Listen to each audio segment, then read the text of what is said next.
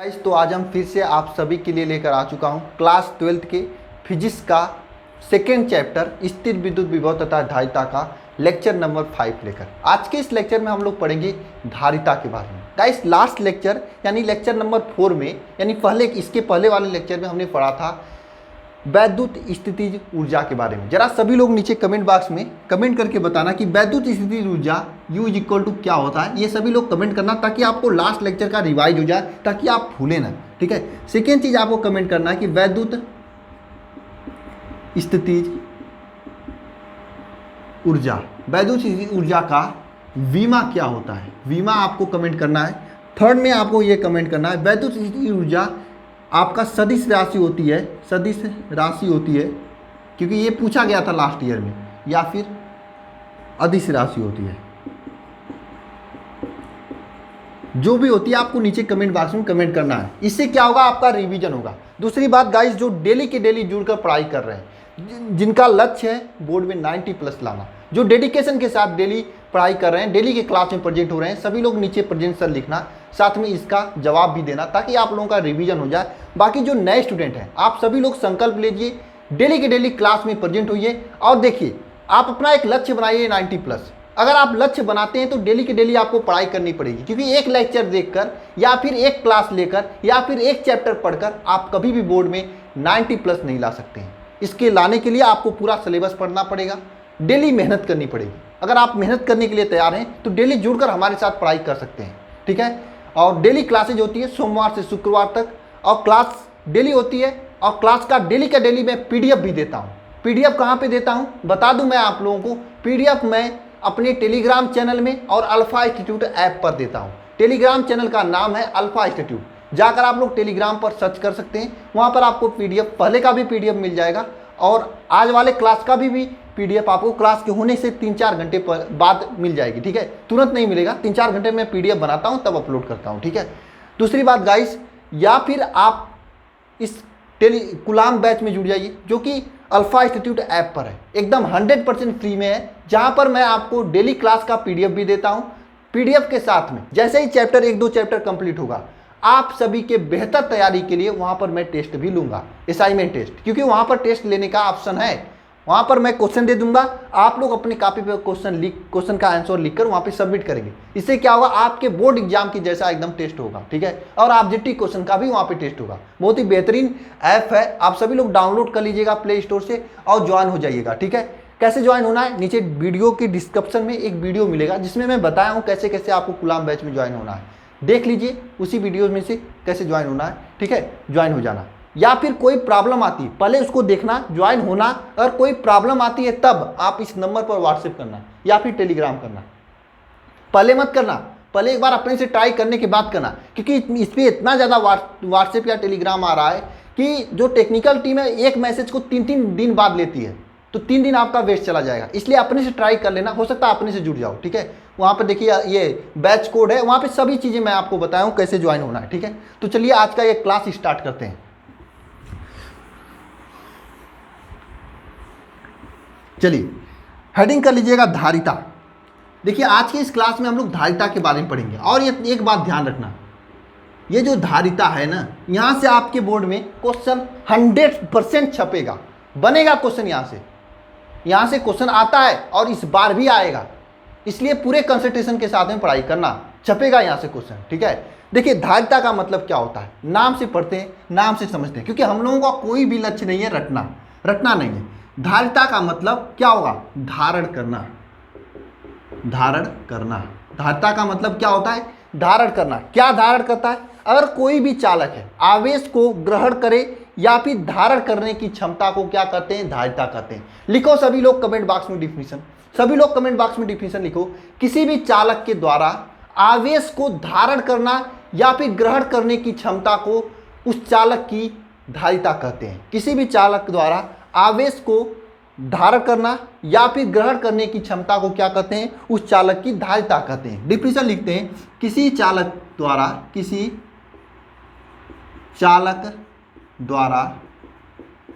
आवेश को धारण करने या ग्रहण करने की क्षमता को आवेश को चालक की धारिता कहते हैं। ये आपका डिफिनेशन हुआ। डिफिनेशन क्या हुआ? किसी चालक के द्वारा आवेश को धारण करने या फिर ग्रहण करने की क्षमता को क्या कहते हैं? उस चालक की क्या कहते हैं? धारिता कहते हैं। धारिता का नाम से ही स्पष्ट है। धारिता मतलब धारण करना। बात समझ में आ रही है आप लोगों को? समझ में आ रही है तो एक बार जरूर नीचे कमेंट बॉक्स में कमेंट करें यस सर, अगर समझ में आ रही तब। यानी किसी भी चालक के द्वारा आवेश को धारण करने या फिर ग्रहण करने की क्षमता को उस चालक की धारिता कहते हैं। Point number 1। दूसरी पॉइंट यह है, जो धारिता होती है, ठीक है, जो धारिता होती है। एक पॉइंट नंबर ये आपका 1 हुआ ना। दूसरा पॉइंट क्या है? मान लेते हैं कोई आवेश, माना कि कोई चालक है जिस पर Q आवेश दिया जाता है। जिस पर क्या दिया जाता है? Q आवेश दिया जाता है, ठीक है। उसमें विभवांतर में, उसके विभवांतर में V की वृद्धि होती है। बात समझना, यदि कोई चालक है उस पर Q आवेश दिया जाता है, उसके विभवांतर में V की वृद्धि होती है, इसका मतलब जो आवेश का चालक Q है उसके विभवांतर के समानुपाती है। यानी आवेश विभवांतर के या विभवांतर आवेश के समानुपाती है। तो क्या होता है? देखिए, यानी आवेश जो होता है वह विभवांतर के, यानी विभवांतर जो होता है आवेश के समानुपाती होता है। Q is equal to directly proportional भी कर सकते हैं। यानी कोई भी चालक है, अगर उस पर हम Q आवेश देते हैं, उसके विभवांतर में V की वृद्धि होती है। इसका मतलब आवेश जो होता है, जो विभवांतर होता है, वह आवेश के समानुपाती होता है। यानी जैसे जैसे आवेश बढ़ाएंगे वैसे वैसे विभवांतर बढ़ेगा। तब देखिए यहाँ पे ये प्रोपोर्शनल का चिन्ह है। इस प्रोपोर्शनल के चिन्ह को हटाने के लिए हम लोग यहाँ पे C एक कांस्टेंट का यूज करते हैं, और यही C आपका होता है धारिता। C आपका होता है धारिता।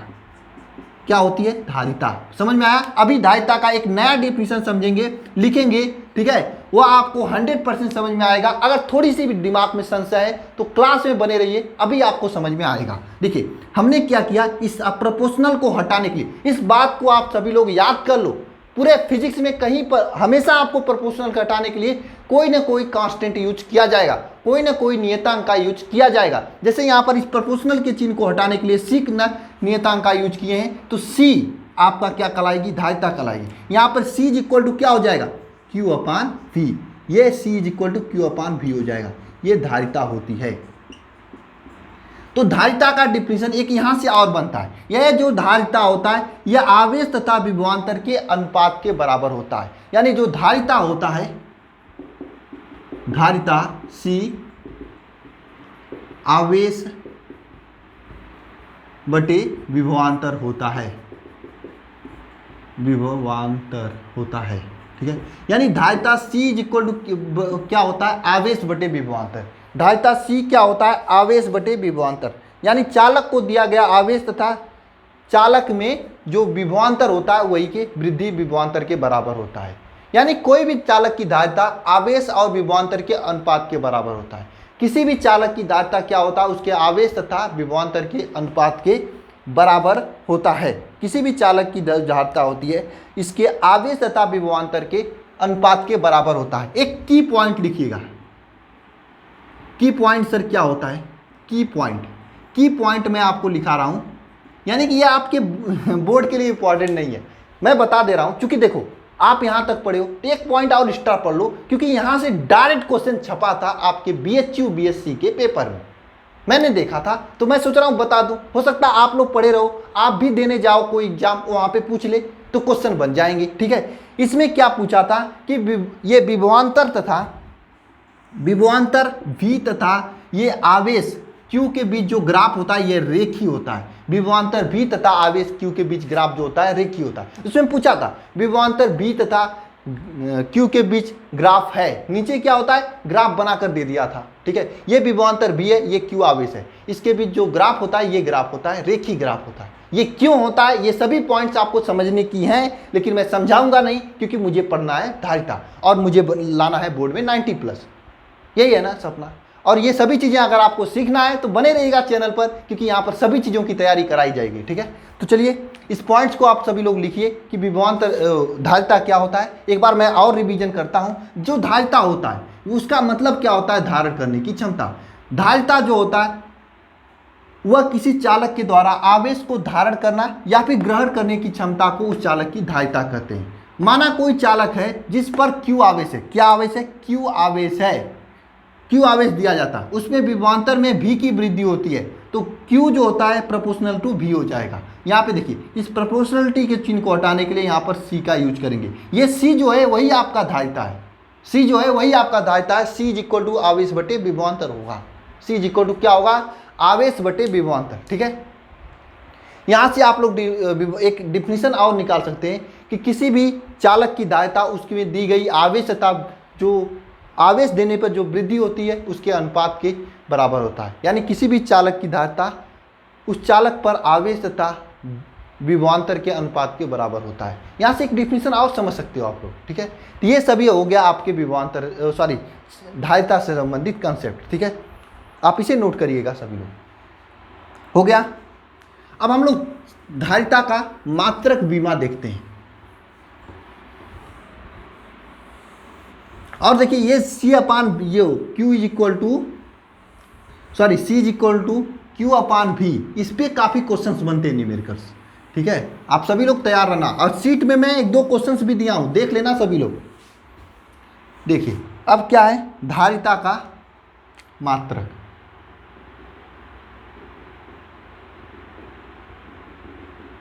धारिता का मात्रक क्या होता है मात्रक भाई साहब, देखिए आप लोग जानते हो, सभी लोग जानते हो, धारिता C इज इक्वल टू होता है Q अपान V, यानी C का मात्रक इज इक्वल टू होगा Q का मात्रक अपान V का मात्रक। C का मात्रक इज इक्वल टू Q का मात्रक अपान V का मात्रक। C का मात्रक क्या हो जाएगा, C का मात्रक यहाँ से निकालिए क्या हो जाएगा, Q का मात्रक क्या होता है, आवेश, आवेश मतलब कूलाम, और V का मात्रक क्या होता है, वोल्ट, कूलाम प्रति वोल्ट होता है। एक तो ये आपका C का मात्रक होता है, ये एक मात्रक होता है, लेकिन ये मात्रक आपको कम देखने को मिलेगा। मात्रक क्या देखने को मिलेगा, मात्रक देखने को मिलेगा C का मात्रक आपको देखने को मिलेगा फैरेड, ये फैरेड मात्रक देखने को मिलेगा। ये मात्रक जो होता है फैरेड देखने को आपको हर जगह मिलेगा, ठीक है। और ये जो फैरेड होता है ये होता है, इसका अगर सीजीएस पद्धति में मात्रक को देखा जाए, मात्रक देखा जाए तो क्या होता है, स्टेट। जो सीजीएस पद्धति में अगर इसका मात्रक देखा जाए तो स्टेट फैरेड होता है, स्टेट फैरेड होता है। अब एक स्टेट फैरेड यानी एक फैरेड इज इक्वल टू एक फैरेड इज इक्वल टू होता है आप सभी के लिए 9 × 10⁻11 स्टेट फैरेड, 9 × 10⁻11 स्टेट फैरेड। अब इसके मात्रक के विषय में मैं आपको बता रहा था। देखिए इसका मात्रक क्या होता है, यहाँ से आपका एक मात्रक निकल के आया कूलाम प्रति वोल्ट, यानी कूलाम प्रति वोल्ट, यहाँ से एक मात्रक आप सभी के लिए निकल के आया, ठीक है। अब देखिए ये जो मात्रक है इसका एक और मात्रक यानी C का एक और मात्रक होता है जो कि होता है फैराड, ठीक है। अब इस फैराड जो होता है आपका एमकेएस पद्धति में होता है। अब इसका सीजीएस पद्धति में मात्रक पूछा जाए तो स्टेट फैरेड होता है। अब स्टेट फैरेड मतलब एक फैरेड इज इक्वल टू होता है 9 × 10⁻11 स्टेट फैरेड। ये मैं देखिए ये मैं जो है आपको क्यों बता रहा हूँ, क्योंकि ये इंपॉर्टेंट है, पूछा गया था आपके ऑब्जेक्टिव क्वेश्चन में। एक फैरेड इज इक्वल टू होता है 9 × 10⁻11 स्टेट फैरेड, 9 × 10⁻11 स्टेट फैरेड, यानी 9 × 10⁻11 स्टेट फैरेड। ये आपका धारिता का मात्रक हो गया, ठीक है। अब आगे हम लोग पढ़ते हैं धारिता का विमा। लिख लीजिएगा धारिता का विमा, धारिता का बीमा। देखिए धारिता का बीमा मतलब C इज इक्वल टू क्या जानते हैं हम लोग, Q अपान V, यानी यहाँ पर C का बीमा इज इक्वल टू Q का बीमा अपान V का बीमा। C का बीमा अपान Q का बीमा, सॉरी C का बीमा इज इक्वल टू Q का बीमा अपान V का बीमा। अब देखिए यहाँ पर C का बीमा क्या होता है, C का बीमा क्या होता है। देखिए अब Q का बीमा आप लोगों को मालूम है 80-1 होता है, 80 होता है, ये आपका 80 होता है, ये आपका Q का बीमा हो गया, Q का बीमा हो गया। अब यहाँ पर A का बीमा क्या होता है, सॉरी V का बीमा क्या होता है, Q के बीमा के बाद V का बीमा क्या होता है, बताइए सभी लोग V का बीमा क्या होता है। देखिए V का बीमा होता है ml² t-3 A इनवर्स, ये आपका V का बीमा होता है, ये आपका V का बीमा होता है, ये आपका क्या होता है, Q का बीमा होता है। मैंने आपको लास्ट लेक्चर में जब विभव पढ़ा रहा था वहाँ पे बताया था V का बीमा क्या होता है, ml-2 t-3 A इनवर्स। ठीक है, यहाँ से आप लोगों का C का बीमा आ जाएगा, C का बीमा क्या आ जाएगा, यम इनवर्स l-2 A⁴ t+4 ये आपका बीमा आ जाएगा धारिता का, t⁴ ये आपका बीमा आ जाएगा A² t⁴, ये आपका किसका बीमा आ जाएगा, धारिता का। ये धारिता C का बीमा होता है। अब देखिए ये धारिता C का भी बीमा पूछता है, यानी धारिता का बीमा भी आपके एग्जाम में पूछता है, इसलिए सभी लोग इसे नोट कर लीजिएगा, ये पूछता है आपके एग्जाम में। ठीक है, आपके एग्जाम में पूछता है, इसे सभी लोग नोट करिएगा। नोट कर लिए सभी लोग। चलिए एक न्यूमेरिकल्स करते हैं, एक न्यूमेरिकल क्वेश्चन करते हैं आप सभी के लिए। एक सेकेंड रुकिएगा, मैं न्यूमेरिकल क्वेश्चन आप सभी के लिए लेकर आ रहा हूं। तो गाइस देखिए आप सभी के सामने एक न्यूमेरिकल है, सभी के सामने न्यूमेरिकल दिखाई दे रहा है। ठीक है, तो इस न्यूमेरिकल को हमें करना है, इस न्यूमेरिकल को क्या करना है, हमें करना है। क्वेश्चन क्या है देखिए, ध्यानपूर्वक पढ़िएगा। एक धारिता जिसका C = 1 माइक्रोफैरेड है का एक संधारित्र जिसपे अधिकतम वोल्टेज क्या है, 6 किलोवाट तक दिया जा सकता है, यानी अधिकतम जो विभवांतर भी है वह 6 किलोवाट तक दिया जा सकता है या वहन कर सकता है। ठीक है, तो संधारित्र पर आवेश की गणना कीजिए, यानी यहाँ पे C = दिया है 1 माइक्रोफैरड दिया है। ठीक है, V = दिया है 6 kilo volt, V = 6 kilo volt दिया है। तो इस 1 माइक्रोफैरड को अगर फैरड में चेंज करेंगे तो क्या होगा बताइए जरा सभी लोग। 1 माइक्रोफैरड को अगर फैरड में चेंज करेंगे तो 1 × 10⁻⁻6 फैरड होगा, 1 × 10⁻⁻6 फैरड होगा। और 6 किलो वोल्ट का अगर वोल्ट में चेंज करेंगे तो क्या होगा, 6 × 10⁻³ वोल्ट होगा। ठीक है, अब यहाँ से आप लोग जानते हो कि धारिता C = Q/V होता है, Q/V होता है। यहाँ से आप लोगों को क्या ज्ञात करना है, आवेश ज्ञात करना है। तो क्या लिख सकते हो, Q = CB लिख सकते हो, यानी Q = CB का मतलब क्या हुआ कि 6 × 10⁻³ × 1 × 10⁻⁻6 ये लिख सकते हो। ठीक है, अब ये देखिए 10⁻³ और 10⁻⁻6 ये कट जाएगा तो Q का वैल्यू क्या आ जाएगा, 6 × 10⁻⁻3, 6 × 10⁻⁻3, 6 × 10⁻⁻3, बोलो समझ में आया, 6 × 10⁻⁻3 कूलाम ये आ जाएगा। ये आपका ये न्यूमेरिकल्स हुआ। ठीक है, अब हेडिंग कर लीजिएगा सभी लोग, मैं और क्वेश्चन दूंगा, सभी लोग ध्यान देना, मैं और क्वेश्चन दूंगा प्रैक्टिस में, इस कूलाम बैच में मैं और क्वेश्चंस दूंगा। ठीक है, और टेलीग्राम पर भी दूंगा। ठीक है, परेशान मत होना सभी लोग, मैं और क्वेश्चंस दूंगा ना। चलिए अब हेडिंग कर लेना सभी लोग, किसी विलगित गोला के कारण वैद्युत धारिता, क्या हेडिंग करना है, किसी विलगित गोली चालक की धारिता,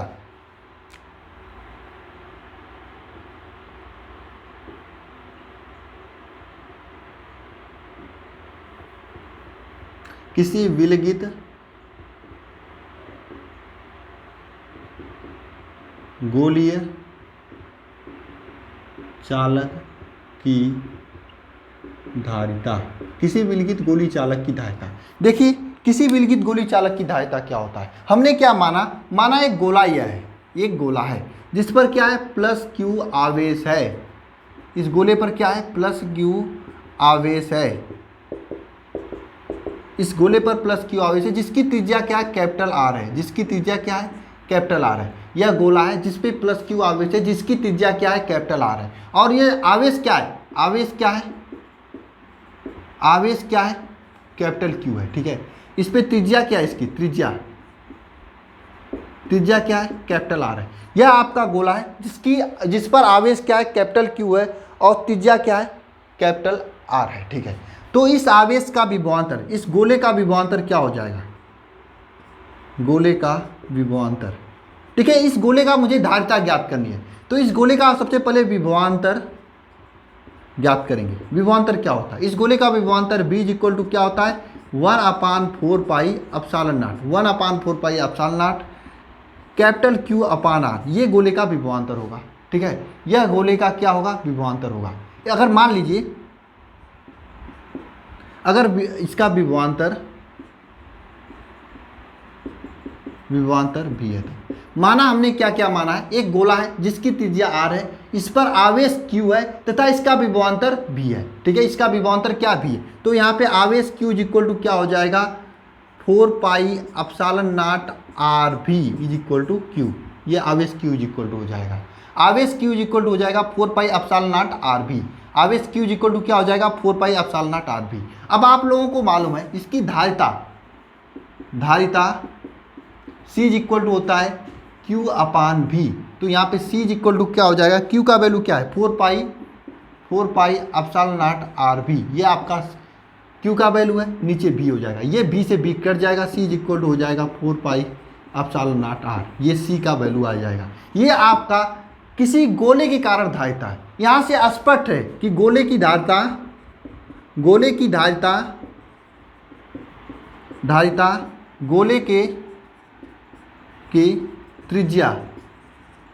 त्रिज्या के अनुक्रमानुपाती या समानुपाती होता है। यहाँ से क्या स्पष्ट है कि जो गोले की धारिता है वह गोले की त्रिज्या के अनुक्रमानुपाती या फिर समानुपाती होता है। यानी जो ये गोले की धारिता है उसकी त्रिज्या के समानुपाती होता है। जितना बड़ा गोला होगा उतना बड़ा उसकी धारिता होगी। पृथ्वी सबसे बड़ा गोला है, पृथ्वी सबसे बड़ा गोला है, इसलिए पृथ्वी की धारिता क्या होती है, अनंत होती है। इसीलिए सभी लोग लाकर अर्थिंग लगा देते हैं। अर्थिंग में क्या होता है, जो धारा की धारिता होती है वही तो ग्रहण करता है। तो पृथ्वी की धारिता, पृथ्वी सबसे बड़ा गोला होता है, इसलिए पृथ्वी की धारिता क्या होती है, अनंत होती है। सभी लोग याद कर लेना, पृथ्वी की धारिता अनंत होती है। अगर पृथ्वी की धारिता अनंत होगी तो पृथ्वी का विभवांतर कितना होगा जरा बताओ। यहाँ पे मैं बता रहा हूँ, देखिए अगर आपकी यहाँ पे जानते हो C इक्वल टू क्या होता है, Q अपान V ये होता है। ठीक है, मुझे पृथ्वी का विभवांतर ज्ञात करना है। अगर पृथ्वी का धारिता अनंत है यानी C इक्वल टू इन्फिनिटी है, V इक्वल टू क्या हो जाएगा, Q upon infinity is equal to 0, क्योंकि आपको मालूम 1 अपान इन्फिनिटी का वैल्यू क्या होता है, 0 होता है। यानी पृथ्वी का विभव 0 होता है, पृथ्वी की धारिता अनंत होती है, क्योंकि पृथ्वी सबसे बड़ा गोला है। आपको यहाँ पे देखने से लग रहा है कि धारिता जो होती है उसकी त्रिज्या के अनुक्रमानुपाती होती है। जितना ज़्यादा त्रिज्या उतना ज़्यादा धारिता। पृथ्वी की सोचिए, पृथ्वी इतना किसी की धारिता होगी क्या, पृथ्वी की जो त्रिज्या होती है सबसे अधिक होती है।